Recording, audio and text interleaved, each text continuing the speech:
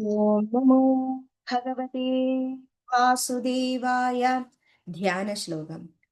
सान्द्रानन्दावबोधात्मकम् अनुपमितं कालदेशावधिभ्यां निर्मुक्तम् नित्यमुक्तं निगमशतसहस्रेण निर्भास्यमानम् अस्पष्टं दृष्टमात्रे पुनः उरुपुरुषार्थात्मकं ब्रह्म तत्त्वम् तत्तावद्भाति साक्षात् गुरुभवनपुरे हन्तभाग्यं जनानाम्।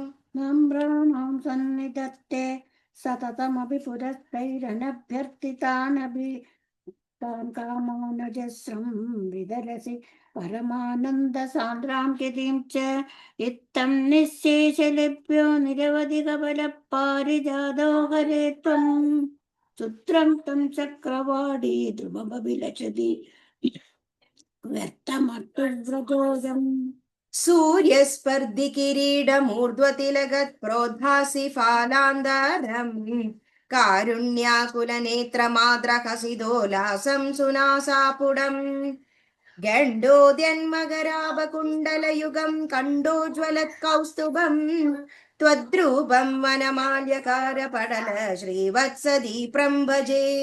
केयूराङ्गदकङ्कणोत्तममहारत्नाङ्गुलीयाङ्कित श्रीमद् बाहुचतुष्कसङ्गतगदा शङ्कारि पङ्केरुगाम् काञ्चित् काञ्चन काञ्जिलाञ्जितलसत्पीताम्बरालम्बनीम् आलम्बे विमलाम्बुजद्युतिपदां मूर्तिं तवार्तिच्युतम्।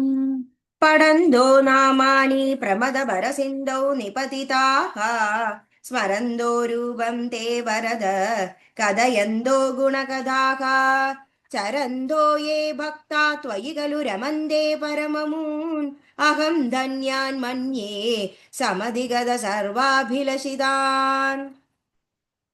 विधूय क्लेशान्मे पुरुचरणयुग्मं त्रिधरसं भवक्षेत्रप्राप्तौ करमपि च ते पूजनविधौ भवन्मूर्त्यालोके नयनम् अददे पादतुलसी परिक्राणे घ्राणं श्रवणमपि ते चारुचरिते।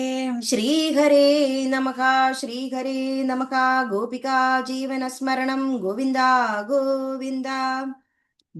दशकं 19 प्रजेतस्वरुडे कथा प्रदोस्तु नप्ता पृथुधर्मकर्मडः प्राचीनबर्ह्युः युवतौ सदत्रुतौ प्रजेदसो नाम सुचेदसः सुतान् अजीजनत्वत्करुणाङ्गुरानिव विदुःसिसृक्षा निरतस्य शासनात् भवत्तपस्याभिरदादशापि ते पयोनिधिं पश्चिममेत्य तत्तडे सरोवरं सन्दर्दृशुर्मनोहरम्। तदा भवित्यर्थमिदं तमागतो भवो भवत्सेवकदर्शनाद्भृतः प्रकाशमासाद्य पुरप्रचेतसाम् उपादिशद्भक्ततमस्तवस्तवम् स्तवं जबन्दस्तममि जलान्दरे भवन्दमासे विशदायुधं समाह भवत्सुखास्वादरसादमी विश्वियान् बभूव कालो ध्रुववन्न शीघ्रता। तपोभिरेषाम् अधिमात्रवर्तिभिः प्रयत्नहिं तानिरतोऽपि पावितः पितापि तेषां मुखयादनारद प्रदर्शितात्मा भवदात्मतां ययौ कृपाबलेनैव पुरप्रचेतसां प्रकाशमागापदगेन्द्रवाहनः विराजिचक्रादिवरायुधांशुभिः भुजाभिरष्टाभिरुदञ्जिदद्युतिः।